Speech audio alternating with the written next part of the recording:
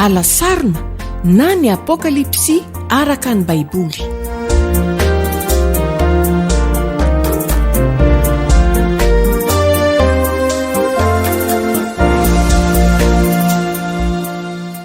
Ampifaliana indray miara-banantsika mpanaraka ny fandarana alasarina ao anatin'ny session fa5 sika zao isaorantsika Andriamanitra ny amin'ny fahafatsika manohy ity fampianarana misesy avy amin'ny bokin'ny apokalipsy ity, mba ahafatsika mahazo tombony avy amin'izany fianarana zany sy mandroso lehibe kokoa amin'ny tanjon'Andriamanitra, dia andeha apetrakintsika ampelantanany amin'ny alalan'ny mivavaka ny fampianarana izay atao.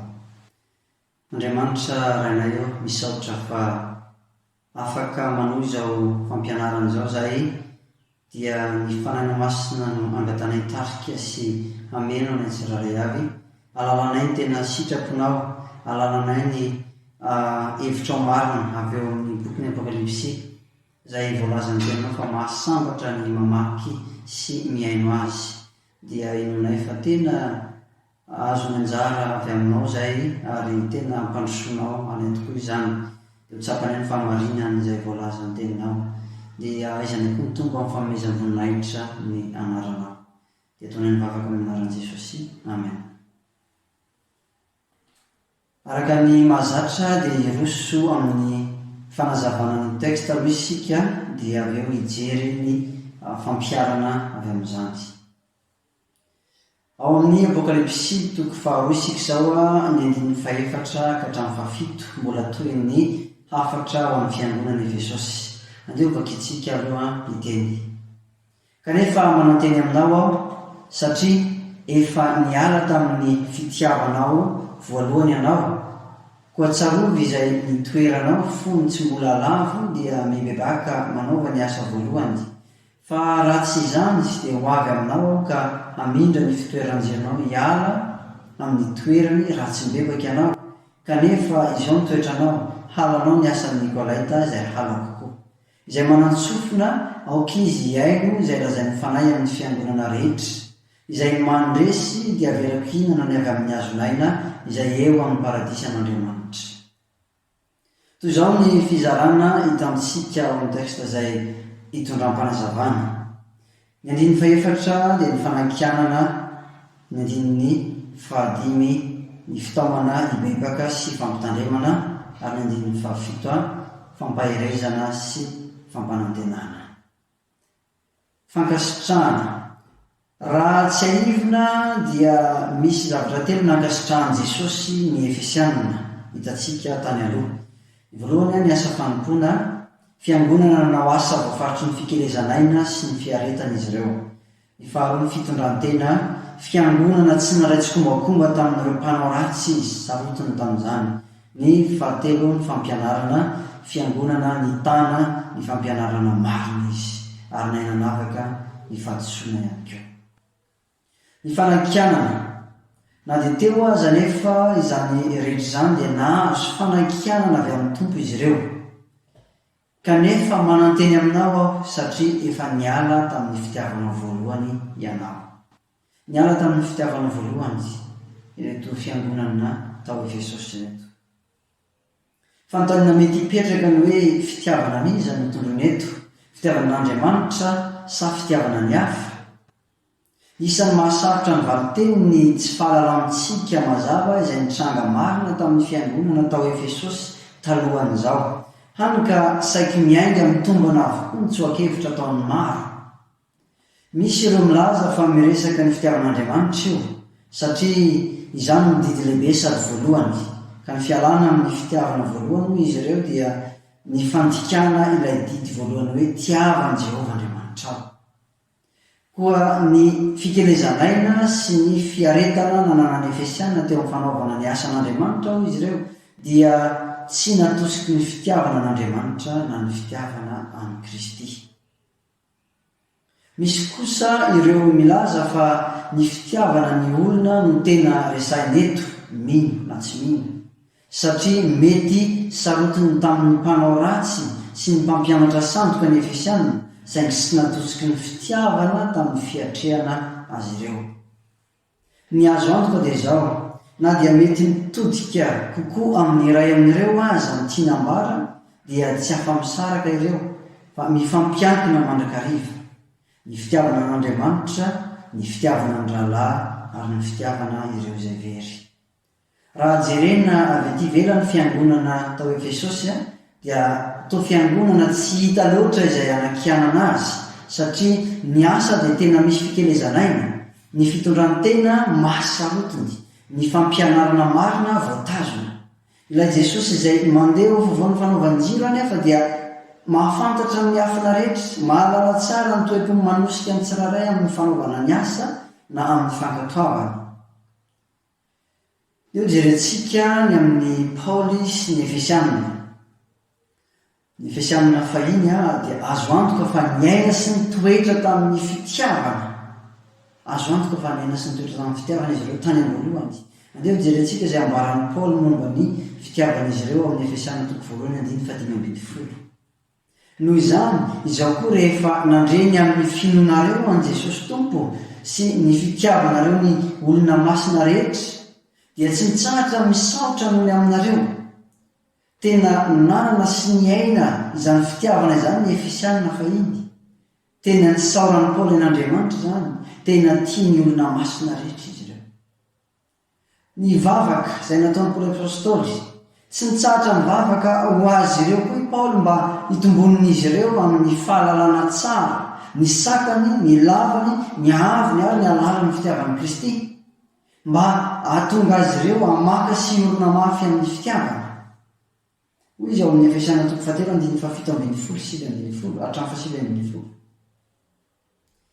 Ary koa mba hitoeran'i Kristy ao am-ponareo amin'ny finoana dia hamahatra sy orona mafy amin'ny fitiavana ianareo, ka izanareo mba amin'ny olona masina rehetra ahafantatra tsara izay sakany, lavany, haviny ary halalany ary halalany fitiavan'i Kristy izay mihoatra noho ny fahalalana, mba hamenona anareo amin'ny fahafenon'Andriamanitra rehetra.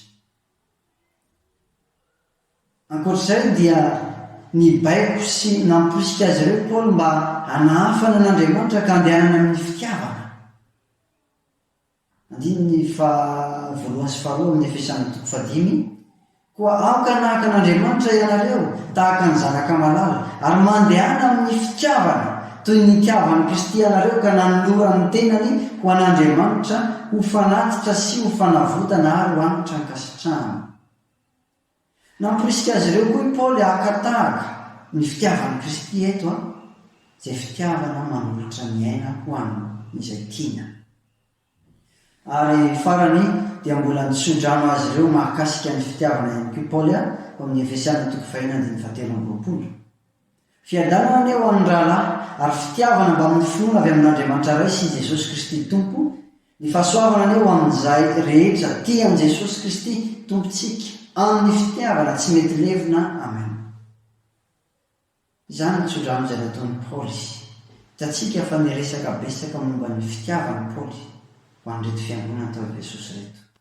Ny apôstôly Jaona indray, ny apôstôly Jaona no nampanoratra ny taratasy eto, taratasy maton'ity apokalypsy ity zany dia nampanoratana an'ny apôstôly Jaona izany. Nantsony maro hoe apôstôly ny fitiavana izy, noho izy mivoy mandrakariva ity lohahevitra ity ao amin'ireo asasorany. Dia jerentsika ohatra ny ao amin'ny filazantsara, tantarainy tsara ny didy lehibe nomeny Jesosy dia ny fitiavana.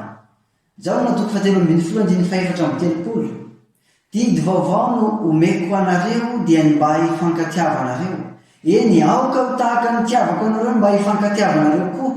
Izany no ahafantaran'ny olona fa mpianatro ianareo raha nifankaty. Ao amin'ny epistily indray dia nosoratany ihany koa nomeny lanja ity resaka fitiavana ity. Ny fitiavana an'Andriamanitra sy ny fitiavana ny rahalahy izay vokatry ny fahalalana tsara ny fitiavan'Andriamanitra ny olombelona. Jaona 1:4-5 izay tsy tia dia tsy mba mahalala an'Andriamanitra satria Andriamanitra dia fitiavana. 4:4 Izao no fitiavana, tsy nitiavantsika n'Andriamanitra fa ny nitiavany antsika ka niray ny zanany ho avitra noho ny fahotantsika. 5:20 Ary izao no didy azotsika taminy izay tia an'Andriamanitra dia tsy maintsy tia ny rahalainy koa. Ny apôstôly Jaona eto dia mampiseho fa mifampiankina ary tsy afa-misaraka ny fitiavana an'Andriamanitra sy ny fitiavana an-drahalahy. Ity apôstôly Jaona ilay antsoiny maro hoe apôstôly ny fitiavany ity dia nasainy Jesosy nanoratra izao taratasy mahakasika ny olom-pitiavana Efesianina izao, izay voalaza tao amin'ny Apokalipsy, ho fampibebahana sy fampitandremana azy ireo. Azo antoka arak'izany fa tsapany Jaona tsara ny asarobidiny fandehanana amin'ny fitiavana ary koa ny mahazava-doza ny fialana amin'izany. Ny 5 ao amin'ity Apokalipsy 4 dia ahitantsika ireo olana ary jerevantsika koa ireo vahaolana. Eto ny fialana amin'ny fitiavana voalohany dia aseho ho toy ny fanadinoana izay zavatra efa lasa, na ny ainana tamin'ny lasa, na ny tranga tamin'ny lasa, na koa izay efa nataon'Andriamanitra tamin'ny lasa. Ary koa ambaran'i Jesosy fa efa fahalavona mihitsy izany. Ny fijerintsika ity fiangonana ity dia fiangonana mbola mijoro tsara noho ireo zavatra telo niderana azy ireo. Fa ny fijerin'i Jesosy azy kosa dia efa lavo, tsy mba zavatra azo leferina arak'izany ny fialana amin'ny fitiavana voalohany. Ireto kosa ireo baiko izay nitaonan'i Jesosy azy, baiko voalohany. Tsarovy izay nitoeranao fony tsy mbola lavo. Fony vao tafiditra tao Efesosy ny filazantsara, fony vao niovafo ireo mpino, dia tena nirehitra tokoa ny fitiavan'ny tompo sy ny hafa, tahaka antsika rehetra koa izay miaina izany firetana voalohany izany tao aorian'ny nandraisantsika ny Jesosy ho tompo sy mpamonjy ny fiainantsika. Tena nirehitra satria mbola tsaroana tsara ny fatran'ny fitiavan'i Kristy izay namonjeny antsika. Dia izany fitiavana izany no hery nanosika avy ao anaty hanao ireo asa fikelezanaina ho an'ny tompo sy hiaritra noho ny anarany. Nafana koa ny fitiavana ireo izay very izay nanosika ny fiangonana ijoro vavolombelon'i Kristy. Tsarovy izay nitoeranao fony tsy mbola lavo. Izany no baiko omena azy ireo eto. Ilay fiombonana ampitiavana tamin'ny tompo sy tamin'ny rahalahy tany am-boalohany, ilay hafanam-pona tosiky ny fitiavana tamin'ny fanambarana ny filazantsara. Tsarovy. Ny baiko faharoa, mibebaka. Ny hoe mibebaka dia fialana amin'ilay lalana tsy izy ka mifindra ho amin'ilay lalana tena izy, na miverina ho amin'ilay lalana tena izy. Ny hoe mibebaka koa dia fangatahana, famelana amin'Andriamanitra manoloana ny ota izay natao. Amin'ny teny hafa eto dia fiaikena ilay fahalavona sy ny faharatsian'izany toerana misy azy ireo izany, ka manapa-kevitra hiverina amin'ilay fitiavana voalohany. Ny baiko fahatelo izay nomena ho an'ny Efesianina dia izao: manaova ny asa voalohany. Misy ireo mandray ilay asa voalohany hoe ny fitoriana filazantsara, fanehoana fitiavana amin'ireo izay very izany, fanehoana ilay fahazavana. Fa azo heverina koa hoe fanaovana ireo asa efa nankasitrahan'i Jesosy tsy ambony ihany no lazainy eto, fa fanaovana azy amin'ilay antony tsara tokony hanosika dia ny fitiavana. Izany hoe atosika ilay fitiavan'i Kristy sy ny fitiavana ny hafa tahaka izay ny ainana tany am-boalohany. Ny fanaovana ny asa voalohany dia porofo fa tena nibebaka marina izy ireo na vokatry ny fibebahana. Ny dingana ho amin'ny fibebahana hitantsika eto dia mampatsiaro antsika ny amin'ilay zanak'Adala nanomboka tamin'ny fahatongava-tsaina ny fibebahany, izany hoe natsiaro izy fa tena ratsy ny toerana misy azy ankehitriny ary tsara lavitra ny toerana misy azy taloha, izany hoe tsaroany izay nitoerany fahiny. Rehefa izany dia nanapa-kevitra hitodi-doha hiverina ho any amin'ny rainy izy, tahak'izay ilay fibebahana. Tsarovy izay nitoeranao fahiny fony tsy mbola lavo ka mibebahana. dia jerentsika ny fampitandremana izay voalazon'ny toko fahadimy ihany tapany faharoa, voalazon'ny andiny fahadimy tapany faharoa, fampitandremana. Fa raha tsy izany dia ho avy aminao aho ka mindra ny fitoeran-jerinao na ilay fiangonana, hiala amin'ny toerany raha tsy mbebaka ianao. Ny fampitandremana hitantsika eto dia maneho voalohany indrindra fa tsy mahafaly ny tompo ny fialana amin'ny fitiavana voalohany. Faharoa, tsy mba zavatra azo leferina eo anatrehany izany. Noho izany dia maika ny fibebahana. Ny tsy fetezana ibebaka dia mahatonga disiplina na fandraisana fepetra avy amin'ny tompo. Handray fepetra izy ho avy aminao izy ka mindra ny fitoeran-jerinao hiala amin'ny toerany raha tsy mibebaka ianao. Ny fitoeran-jiro dia fantatsika araka ny voalaza tany aloha fa lay fiangonana. Araka ny voalaza ny Niasy mpahay-tantara ny fiangonana fahiny dia nibebaka ny fiangonana tao Efesosy fa rehefa nisondrotra ny taranaka manaraka dia nianangatsika indray fitiavana izy ireo ny tompo. Tamin'ny farany dia nitanterahan'i Jesosy ny teniny araka ny voalaza ny fampitandremana eto, nafindra niala tao Efesosy ny fitoeran-jiro na ilay fiangonana izay fanazavana. Ilay tanàna izay foiben'ny fivavahana kristianina teo aloha dia tsy izany intsony siècle vitsivitsy taty aoriana, ary ankehitriny dia tonga faritany anjakan'ny fivavahana silamo. Ny fampitandremana eto dia mampatsiaro antsika koa izay nolazain'i Jesosy ao amin'ny Marka toko 4:1 fa 2:5-7 manao hoe: hoy koa izy tamin'izy ireo, moa entina avy ny jiro mba hosaronana ny vata famarana na atao ao amban'ny farafara? Tsy atao eo amin'ny fitoeran-jiro va izy? Fa tsy misy takona izay tsy hita na miafina izay tsy aseho. Raha misy olona manatsofina hoeto miaino aoka izy iaino.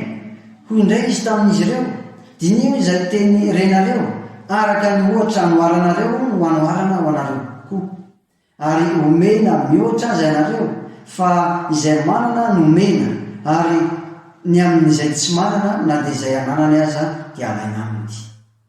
Hoy Ranko Stefanovic ao amin'ny commentaire Revelation of Jesus Christ. Ireo izay tsy mahomby amin'ny fanehoana ny fahazavany na manafina ny fahazavany dia nesorina na nalaina tamin'ny anjara asany amin'ny mahafahazavana azy. Ny fanesorana ny fitoeran-jiro dia midika hoe tsy hisy na tsy exista eo amin'ny toerana misy azy intsony ilay fiangonana, hoy ny voalazan'ny Mitchell Redish. Fa ahoana kosa ny ambaran'i Jesosy ny amin'ireo mpino izay tsy mitondra impact na ny akon'ny maha-kristianina azy eo manodidina azy? Mateo toko 5:17 tapany faharoa. Tsy misy heriny hanaovana na inona intsony izy, fa ariana ny ivelany ka ho itsahin'ny olona. Izany ny fampitandremana ho an'ny fiangonana izay niala tamin'ny fitiavana voalohany, ary nampitandreman'i Jesosy ny fiangonana tao Efesosy. Ny andin'ny fahelona moa eto amin'ity apokalipsy ity dia fahitantsika tany aloha ka tsy hiverenantsika intsony. Ny andin'ny fahafito izay maneho fampahirezana sy fampanantenana izay manatsofina aokizy iaino izay lazain'ny fanahy amin'ny fiangonana rehetra. Izay lazain'ny fanahy antso amin'ny fiainona no hitantsika eto. Efa hitantsika tany aloha fa ny fanambarana dia momba an'i Jesosy sy an Jesosy. Eto indray dia ny fanahy no ambara fa milaza ny afatra amin'ny fiangonana. Izay lazain'ny fanahy amin'ny fiangonana. Tena asan'ny fanahy tokoa ny mampiatra ny tenin'Andriamanitra amin'ny olony na mitari-dalana ny olony amin'ny alalan'izany. Tsy misaraka ny asan'ny tenin'Andriamanitra sy ny asan'ny fanahy. Misy ireo mpitoroteny izay milaza fa tarihin'ny fanahy amin'ny afatra entiny ho an'ny fiangonana, kanefa manao tsinitsinina ny tenin'Andriamanitra na manamaivana ny tenin'Andriamanitra. Izany dia fahadiso-kevitra mahakasika ny asan'ny fanahy masina. Ny fanahy dia mampiasa ny tenin'Andriamanitra na miasa miaraka amin'ny tenin'Andriamanitra. Raha tonga izy hoy Jesosy any amin'ny filazantsarany izao dia hitari-dalana anareo amin'ny marina rehetra taridalanareo araka n'ilay famarinany tenin'Andriamanitra. Ary koa ampatsiaro anareo izay rehetra nolazaiko taminareo, nambaran'i Jesosy tamin'ny mpianany fa ny teny izay nolazaiko taminareo no ampatsiarivo ny fanamasina anareo. Tsy azo sarahana ilay teny avy amin'i Jesosy na ilay tenin'Andriamanitra sy ny asan'ny fanamasina. Eto dia ilay fanambaran'i Jesosy Kristy na ilay hafatra avy amin'i Jesosy Kristy ho an'ny fiangonana no lazain'ny fanahy amin'ny fiangonana rehetra. Amin'ny fiangonana rehetra, efa hitantsika tany aloha hoe au pluriel ny teny hoe fiangonana eto. Izay nadika teny natsipantsiana fahenina hoe amin'ny fiangonana rehetra. Izany hoe tsy mikendry fiangonana iray ihany fa maro, mikendry ireo fiangonana rehetra tany Azia ary mikendry iteny indrindra koa amin'ny fiangonana rehetra amin'ny fotoana rehetra sy ny toerana rehetra ao anatin'izany isika ankehitriny. Izay mandresy dia avelako hihinana ny avy amin'ny hazo maina izay eo amin'ny paradisa an'Andriamanitra.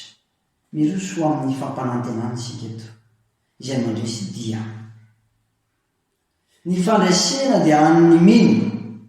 Ny hoe izay mandresy eto dia entina ilazana dia tsy entina ilazana dingam-pandrosoana iray manokana misongadina eo amin'ny fiainana kristianina, fa ilazana kosa ny fandresena efa azo mino noho ny fahafatesana sy fitsanganan'i Kristy, mitodika amin'ny kristianina rehetra araka izany ity fampanantenana ity.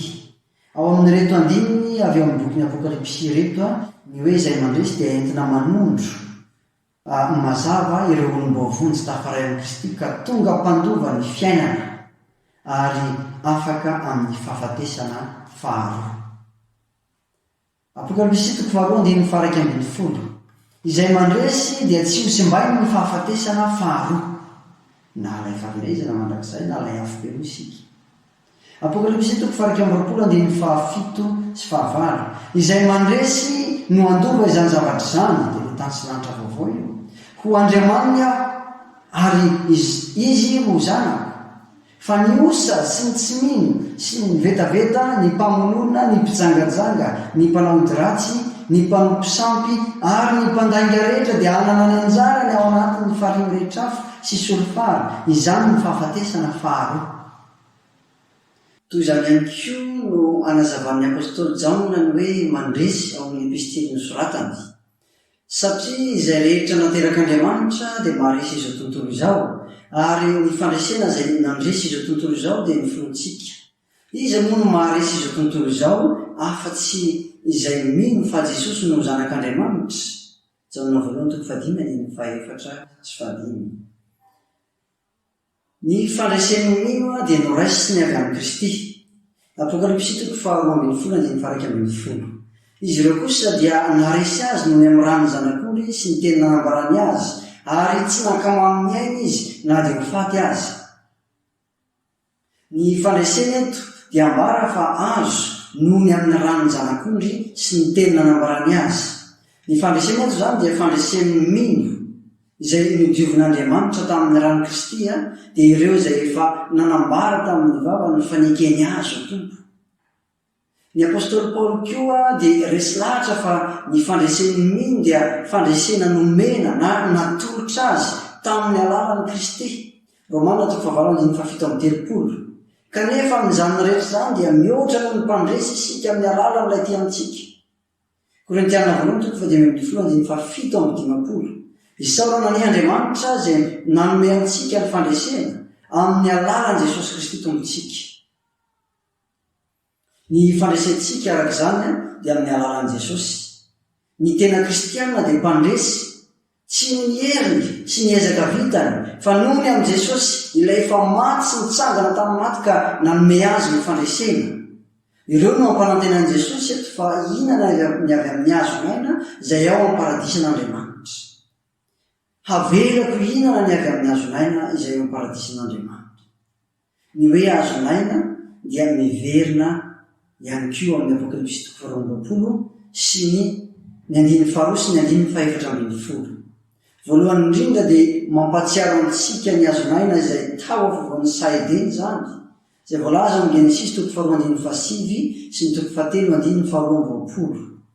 Izany ny finanana io azo io araka ny 7:20 dia miteraka fahavelomana mandrakizay, ka noroaina tsy afaka anatona sy ihinana izany raha olombelona satria efa tafiditry ny ota sy simba ny ota. Ny azonaina dia fanehoana ny tsara na symbole manondro ilay fiainana mandrakizay ho an'ireo izay efa mino an'i Kristy, dia ilay fiainana be dia be ao amin'ny paradisan'Andriamanitra izay lavitry ny fahafatesana. Tsy andaira ny fahafatesana faharontsony ireo izay tafiditra ao. Ny paradisa indray ao amin'ny Apokalipsia dia manambara ny zavatra ho avy, dia ilay toerana iaran'Andriamanitra sy ny olony, hamerina indray ilay fifandraisana tsara sy lafatra tany am-boalohany, ilay fiainana izay tsy nisy ota na nelanelana ny olona sy Andriamanitra, ilay fiainana izay tena tsara sy mahafinaritra. Dia izany no ao amin'izany paradisa ampanantenain'i Jesosy Kristy izany. Dia tsika iroso amin'ny fampiarana avy hatrany.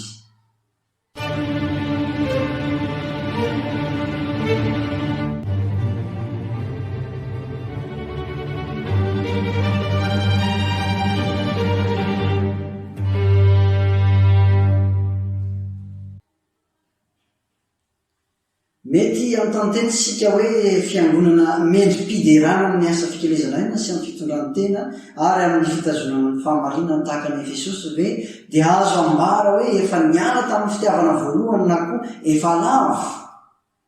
Raha isika no mijery ivelan'ny fiangonana toy izany dia mety tsy ahita afa-tsy fankasitrahana ary aniry mihitsy asika mba tonga toy izany ny fiangonantsika.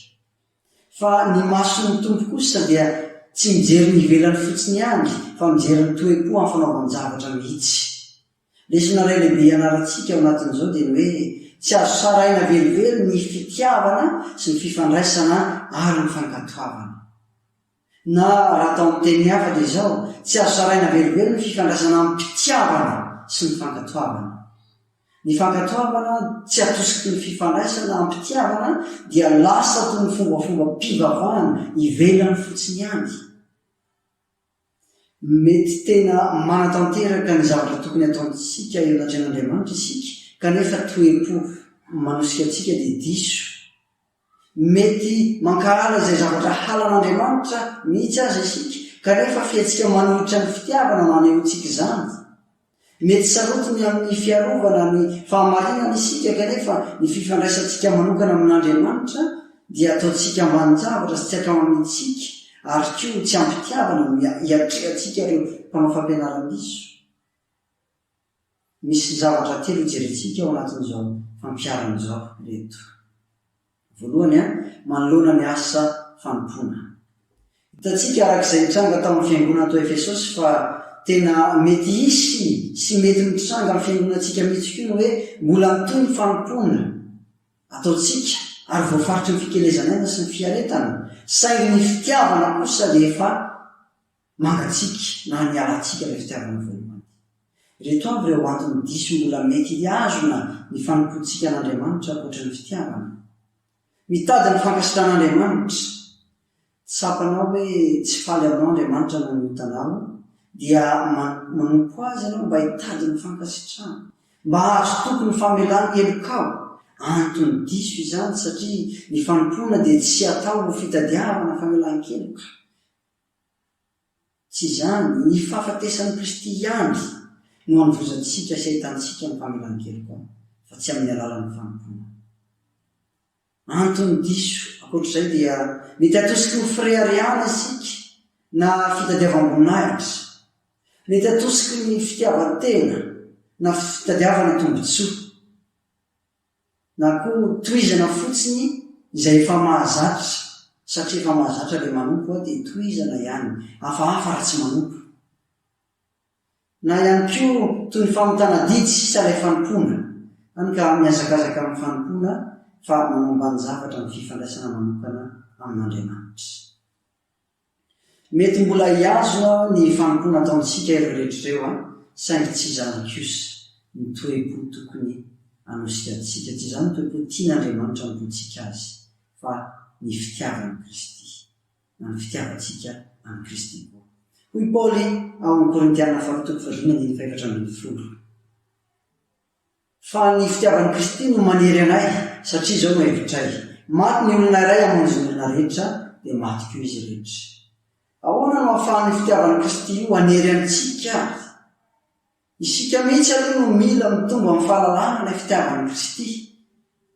Izany no vavaka nataon'ny Paoly an'ny Efesiana dia mba hitombon'izy ireo amin'ny fahalalana tsara amin'ny fitiavany Kristy. Efesiana 4:5-7. Ka ahaizanareo mba amin'ny olona masina rehetra ahafantatra tsara izay sakany, lavany, haviny, ary alalany fitiavany Kristy izay mihoatra ny fahalalana mba hamelona anareo amin'ny fahafinon'Andriamanitra rehetra. Mba hitongotsika amin'izany ary dia voalohany indrindra mila mametraka ho laram-pamena ny fifandraisana manokana amin'Andriamanitra isika. Mankamamy izany fifandraisana amin'izany. Ny fifandraisana ny voalohany mahafaly an'Andriamanitra vao fanompoana. Hafahafa raha mandany fotoana betsaka amin'ny fifanompoana ny mpivady ao an-tokantrano kanefa tsy manana fotoana manokana ifampiresahana, ifampiainoana, ifampizarana, hankamamiana ny fifandraisana. Dia hafahafa toy izany koa raha mazoto manompo an'ilay tompontsika isika saingy manamaivana ny fifandraisana manokana sy ampitiavana aminy. Faharoa, torio amin'ny tenanao ny filazantsara. Amin'ny alalan'ny fisaintsainanao ny fanavotana nataon'i Kristy ho anao zany. Tsarovy ny fifandraisanao ampitiavana tamin'ny fahiny. Tsarovy izay nataony ho anao voalohany indrindra, tsy nataonao ho azy fa nataonao anao, dia nanolorany miainga amonjenanao.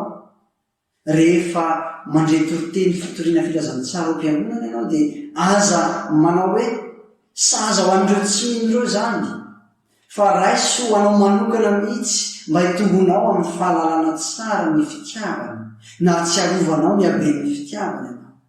Raiso toy ny fitorim-pitiavana vaovao aminao zany.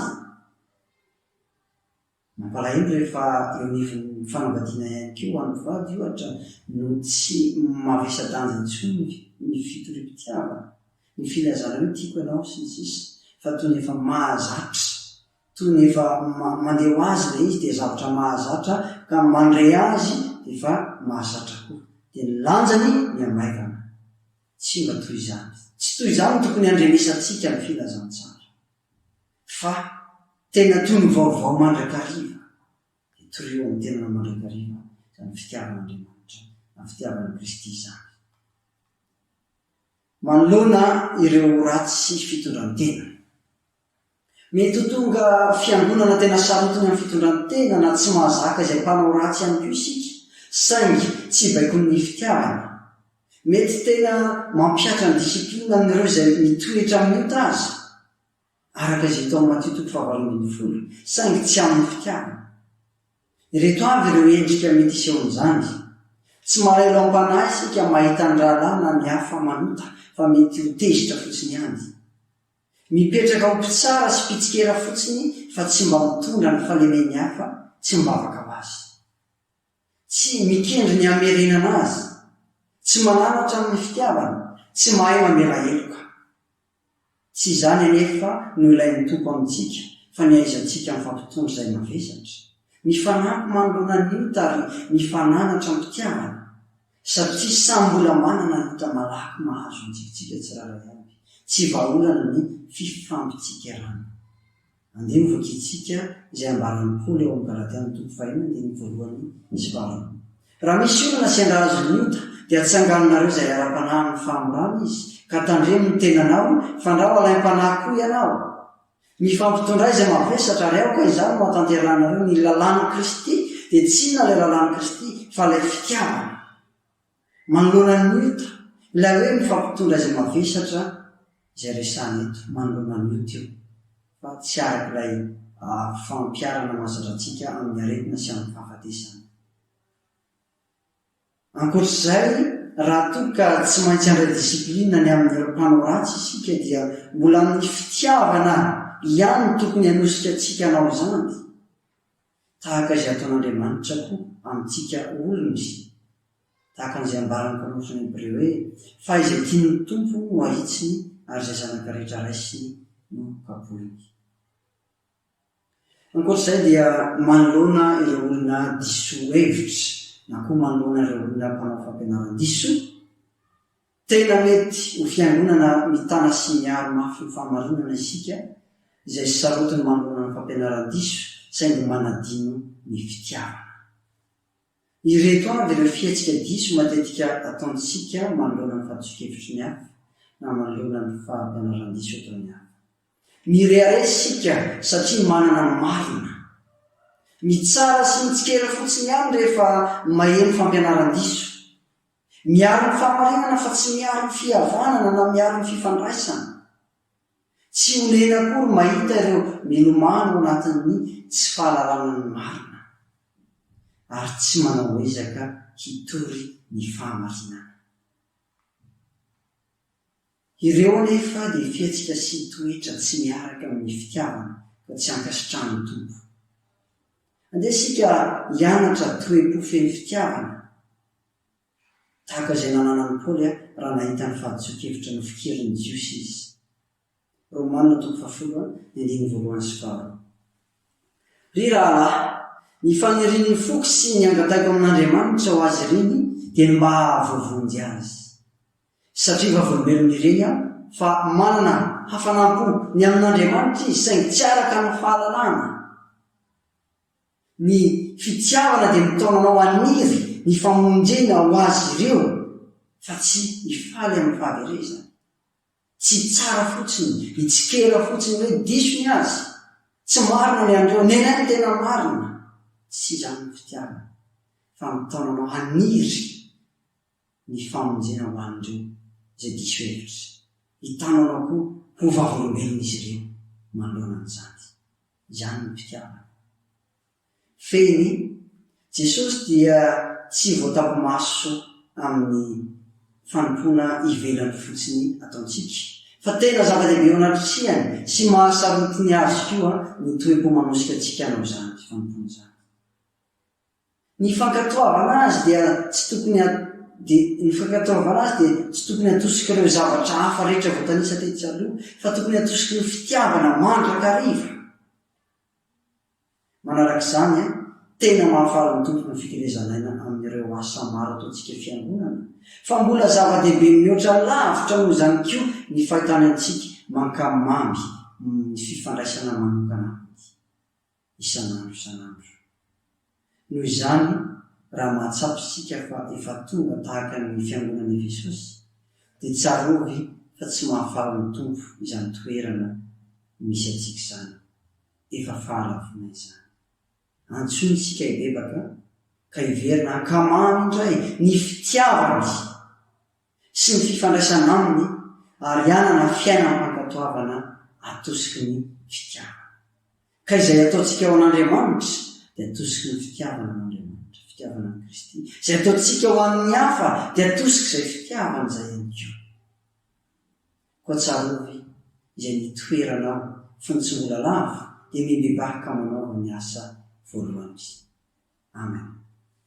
Dia izay indray ary ny fandarantsika androany isaorana anao nanaraka sy ny haino ny fandarana amin'ny heriny dia manasanao anaraka ny toyany izay hoentiny mpanompon'Andriamanitra hafa indray. Mankasitraka tokoa.